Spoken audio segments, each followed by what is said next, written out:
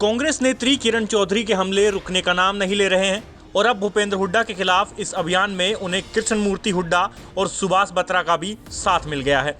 कृष्णमूर्ति हुड्डा और सुभाष बत्रा तो पहले से ही भूपेंद्र सिंह हुड्डा के खिलाफ मोर्चा खोलकर बैठे थे और अब किरण चौधरी का साथ मिलने के बाद प्रदेश कांग्रेस में हुड्डा के विरोधी एकजुट होते नजर आ रहे हैं। किरण कार्यकर्ताओं के द्वारा कार्यक्रम के तहत जींद पहुंची किरण चौधरी से जब उनके द्वारा हुड्डा की खिलाफत और आदमपुर उपचुनाव को लेकर सवाल किए तो उन्होंने खुलकर अपनी बात रखी और कहा कि उन्हें कोई बुलाएगा तो ही वो आदमपुर जाएंगी, बिना बुलाए नहीं जाएंगी।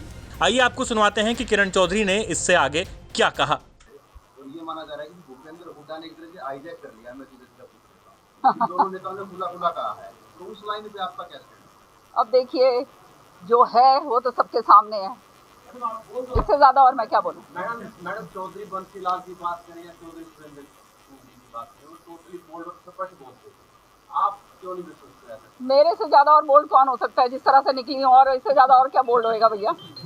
कांग्रेस के झंडा बुलंद करने मैं निकली हूँ और कौन बोल्ड होगा इतना? अभय सिंह चौटाला जी ने पिछले दिनों कहा था, अभय सिंह चौटाला जी ने कहा था कि किरण चौधरी भी जल्द ही कांग्रेस को छोड़ देगी। क्या मायने निकलते हैं उन शब्दों के? क्या कुछ ऐसा चल रहा है कांग्रेस में जिसकी वजह से? ये मैं बार बार ये बात दोहराती आ रही हूँ कि मेरे कई शुभ चिंतक हैं बहुत जबरदस्त, जो ये शायद चाहते होंगे कि किरण चौधरी बाहर निकल जाए, लेकिन किरण चौधरी कहीं नहीं जाने वाली। किरण चौधरी यहीं बैठकर लड़ाई लड़ेगी और दबा के लड़ेगी, अपने कार्यकर्ताओं की मजबूती के कंधों के ऊपर लड़ेगी और जो है उस लड़ाई को फतेह भी हम करेंगे। नहीं, हम आदमपुर चुनाव के लिए जो है क्या है, होता क्या है कि AICC के अंदर एक प्रक्रिया होती है, जिस प्रक्रिया के तहत सारे नेताओं को बुलाया जाता है। जो सीनियर नेता हैं, जैसे शैलजा जी है, रणदीप है, मैं हूँ, हुड्डा साहब हैं और जो कैप्टन अजय यादव हैं, तो ये सारों की मीटिंग बैठक हुआ करती थी। अब जैसे एलनाबाद के समय हुई और बड़ौदा के समय भी हुई, लेकिन इस बार इस तरह की कोई बैठक हुई नहीं है, तो हम लोग फिर उसके बारे में हम कुछ जानते नहीं हैं, तो हम कह नहीं सकते हैं। प्रचार के लिए नहीं जाएंगे तो पार्टी हमारे को बुलाया जाएगा तो हम जरूर जाएंगे। अब जब मैं भी CLP लीडर थी तब ये चुनाव हुआ था, जब हम लोगों ने तो सब प्रभारी के साथ सारा बैठ के जो है AICC में मीटिंग करके जिनके आवेदन आते थे सबके ऊपर चर्चा हुआ करती थी, सारे बैठ के बात होती थी, उसके बाद फिर आगे प्रक्रिया होती थी।